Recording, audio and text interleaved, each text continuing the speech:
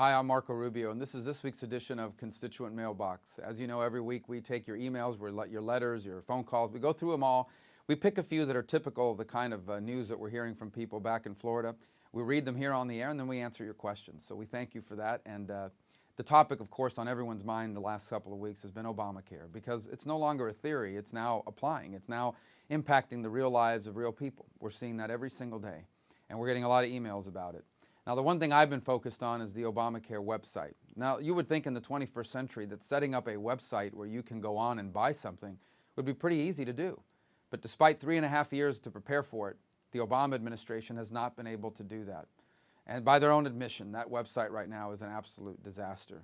In fact, as Secretary Sebelius was testifying before a House Oversight Committee recently, in the middle of that testimony, the website crashed. Now, here's why that's a problem.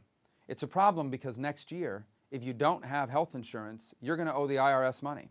Under Obamacare, everyone is required to have health insurance of a certain kind. And if you don't buy that health insurance, then the IRS has the power to come after you and impose a fine. And so what people are saying is, how is it fair? How is it fair that you can fine me for not buying health insurance when the website that you're sending us to buy it on doesn't work? And I agree. And that's why, despite the fact that I continue to want to repeal Obamacare because it isn't going to work and it's going to hurt a lot of people, in the interim, I have filed a bill that says something very simple, that makes all the sense in the world, that I think is a very reasonable position. And here's what the bill says. It says that you cannot enforce the Obamacare fine, that you can't go after people for not having health insurance until the website works. I think that makes all the sense in the world, and I simply don't understand why Democrats and the supporters of the president would oppose that, but they do. I hope they'll change their minds, because as you'll see from some of the emails we got this week, real people are starting to get hurt. The first email I want to read you is from Bob in Ormond Beach, Florida. He writes, I agree with your position that the individual mandate should be legislatively postponed until some metric governing the workability of the website can be certified. He goes on to say, however, that said, I continue to vigorously oppose your prior attempts to defund the Affordable Care Act, as individuals and business owners I know personally are saving thousands of dollars in premiums in 2014 versus what they had to pay in prior years before the law passed. Again, I urge you to cease and desist the unattractive stance that you have taken to defund what you derisively call Obamacare. What I want from you instead is the introduction of comprehensive new legislation that replaces the ACA. Then see if you can sell it. I believe you'd be far more favorably regarded by your diverse Florida constituency, and perhaps even be seen as a party leader if you adopted this more positive approach. Well, first of all, Bob, thank you for your email. As far as it being called Obamacare, the president himself has embraced that, and they brag about it all the time. So I'm not quite sure that that's a derisive term. On the contrary, it's one that they themselves have embraced. It's the signature legislative achievement, if we call it that, of the administration. And so we're going to call it that because people know what we're talking about when we do. Your second point about a replacement, I agree. And there are all kinds of ideas out there that have been offered, which I support, that should be done instead of Obamacare. Like, for example, every single American should be able to buy any kind of health insurance they want from any company in America that's willing to sell it to them. Now, I'm not claiming that this is a perfect example, but let me give you an example. Imagine if we said that everybody in America had to buy, at a minimum, a 4-door car. Well, not everybody wants a 4-door car. Not everyone wants a 6-cylinder car. Not everyone wants a car that has XM radio in it. Not everyone wants a car that has other features. You get to pick and choose not only the car you can afford, but the car that meets your needs. So, for example, if you're like me, a married father of 4, I need comprehensive care because my kids go to the doctor quite a bit for regular checkups and all sorts of things.